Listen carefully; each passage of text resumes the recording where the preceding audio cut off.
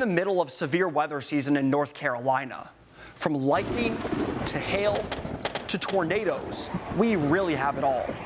In this package, I'll show you how to identify different types of severe weather so that you can be more prepared. It's already been an active spring of severe weather across eastern North Carolina. Watch the trees. Watch the trees. Big tree down. Big tree down. Big hail hitting my car. With all 29 of our counties hit in some way, if you saw this coming towards you, you might think a tornado was coming. But shelf clouds usually mean that the severe wind threat is bigger than the tornado threat. Check out this gnarly shelf cloud shot by Hello ENC's Megan Mamlock come over Greenville in early May. Thunderstorms that day caused widespread wind damage on trees and power lines. They also produced a ton of hail. Quarter-size hail is enough to warrant a severe thunderstorm warning, and plenty of storms dropped hail at least that big across our area that day. Check out this hail fog shot by WNCT's Kenneth Roundtree in Pitt County. We avoided tornadoes that day, but haven't been so lucky this spring. An EF1 tornado caused severe damage to this mobile home in Duplin County in April. After quarter-size hail and 60-mile-per-hour winds, tornadoes are the third criteria that make storms severe. North Carolina sees an average of 31 tornadoes a year, with April being the most active month.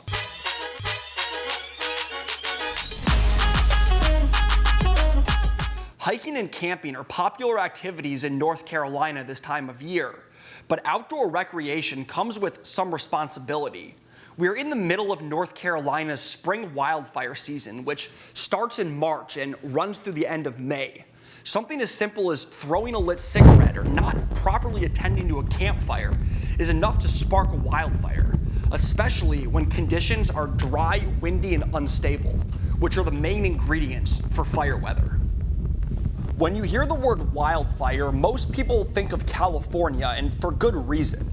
But North Carolina is no stranger to wildfires. In fact, our state sees tens of thousands of acres burned in a typical year, and it's not unheard of for fires to get a lot larger than that. We've already seen 2 large wildfires in eastern North Carolina this spring, including the 36,000-acre fire in the Croatan National Forest that's been burning for several weeks. Check out the smoke blocking the sun in Greenville, which is 40 miles from the fire. I shot this footage from inside the forest, and seeing the thick billowing smoke turn the sky orange was a really eerie experience. I stopped by the New Bern Spring Carnival, where smoke was covering the sky in what was otherwise a clear day. Unfortunately, just like 89% of wildfires, this one is suspected to be human-caused.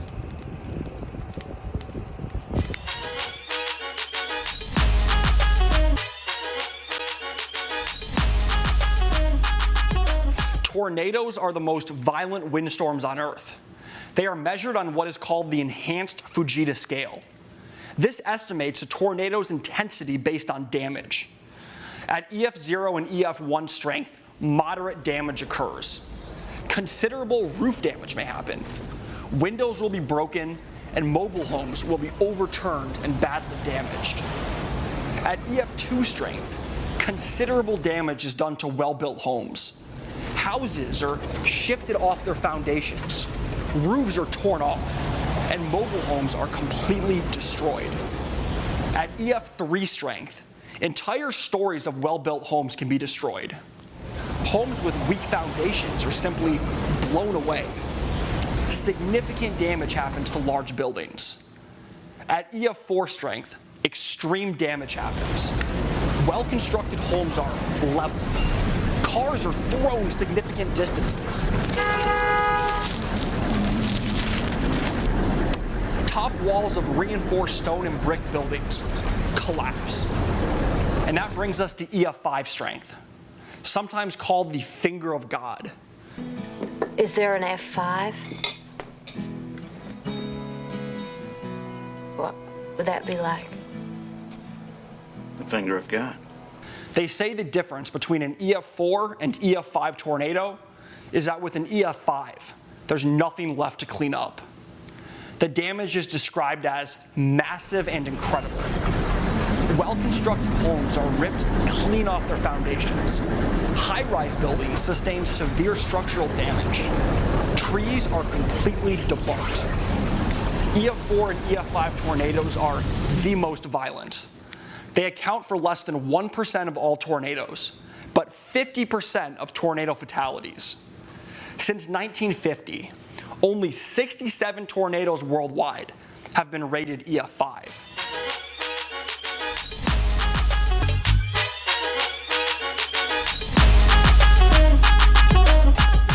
Ice storms can happen anywhere in the country. Let's fire up our weather-making machine to make one.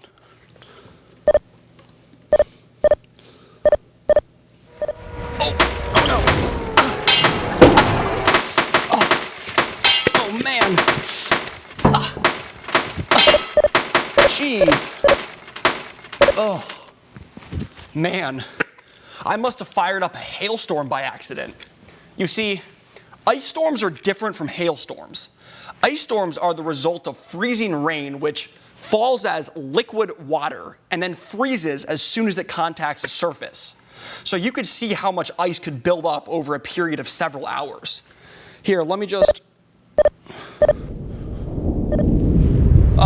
there we go.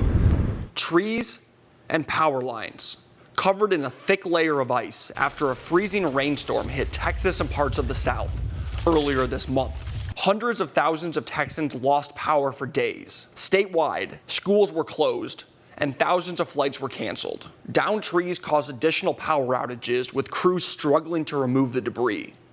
Another concern with ice storms: frozen roads. In Texas, icy conditions led to dozens of crashes, some of them fatal.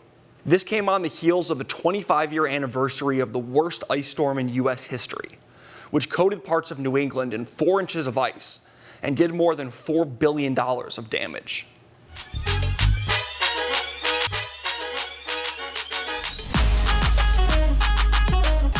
This week, we're going to talk about temperature cycles here on Earth with the help of my good friends, Earthy Earth and Mouthy Mouth.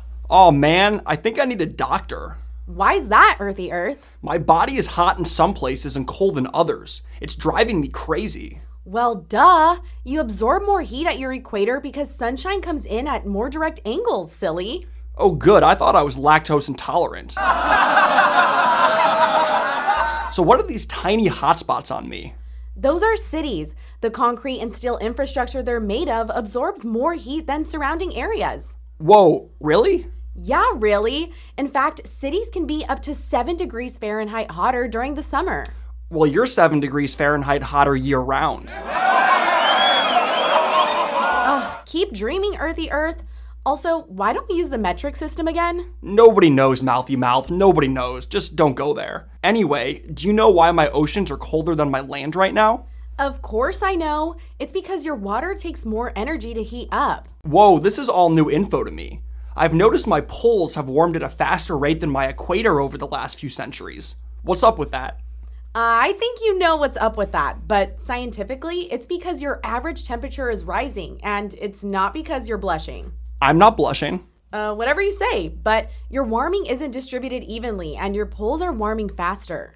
Now I understand why ice at my poles are at a record low. I know. We really have to start caring about you, Earthy Earth, because you're the only planet we have. Do you mean it? Sure. I hope other people care about me as much as you do.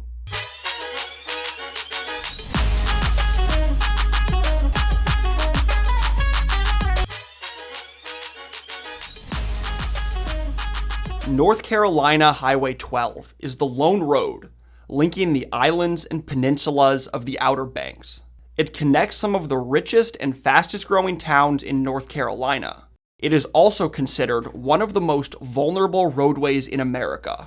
The towns it connects along its 148-mile path all face a similar problem. They're on borrowed time. Dr. Reed Corbett, head of ECU's Coastal Studies Institute, explains. Along the northern Outer Banks, we expect to see a rise in sea level about 1 foot over the next 30 years. We are seeing some of those impacts with increased inundation during wind events, during storms. The town of Rodanthe has become a poster child for sea level rise from climate change in recent years.